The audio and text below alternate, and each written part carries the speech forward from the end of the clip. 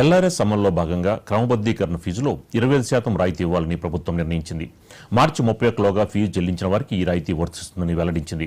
క్రమబద్దీకరణ ఫీజుతో పాటు LRS cutoff తేదీ నాటికి మార్కెట్ విలువలో 14% ఓపెన్ స్పేస్ ఛార్జీలపైన ఈ రాయితీ లభించనుంది. ఈ మేరకు లేఅవుట్ల క్రమబద్దీకరణ పథకం 2020కి పురపాలక శాఖ సవరణలు చేస్తూ ప్రభుత్వ ప్రధాన కార్యదర్శి శాంతికుమారి ఉత్తర్వులు జారీ చేశారు.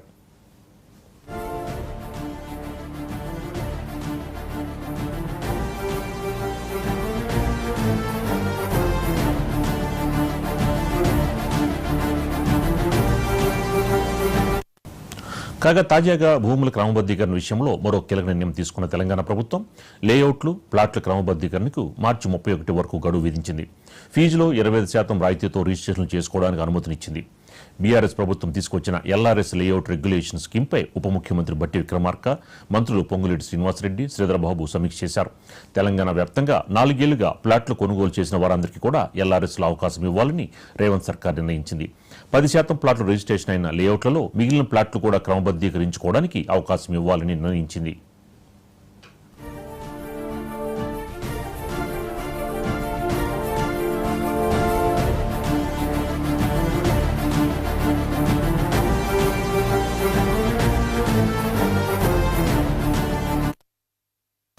ఇదే సమయంలో ఎల్ఆర్ఎస్ పేరుతో నిషేధిత జాబితాలోని భూముల్ని మాత్రం క్రమబద్దీకరణ చేసుకోకుండా చూడాలని ప్రభుత్వం ఆదేశించింది.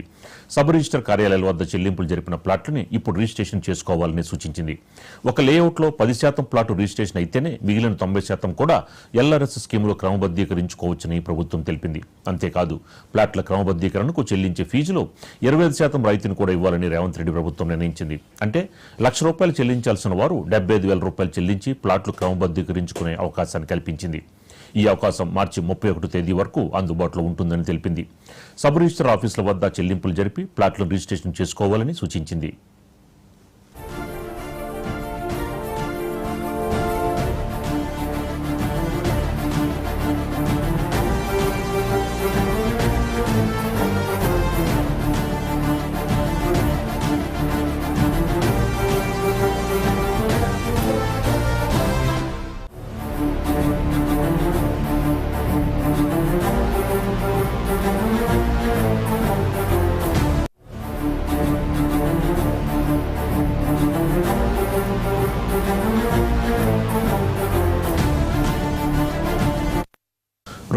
లో అప్పుడు కేసీఆర్ ప్రభుత్వం ఎల్ఆర్ఎస్ స్కీమ్ను అందుబాటులో తెచ్చింది.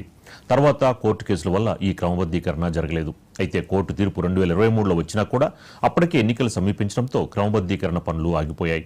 కాంగ్రెస్ అధికారంలోకి వచ్చాక ప్రతిపక్షాల డిమాండ్ పెరగడంతో క్రమబద్దీకరణ ప్రక్రియని వేగవంతం చేసింది. దరఖాస్తుల ఆధారంగా క్షేత్రస్థాయిలో భూముల్ని పరిశీలించి క్రమబద్దీకరించాలని సూచించడంతో అధికారులు రెగ్యులరైజేషన్ ప్రక్రియలో నిమగ్నమయ్యారు.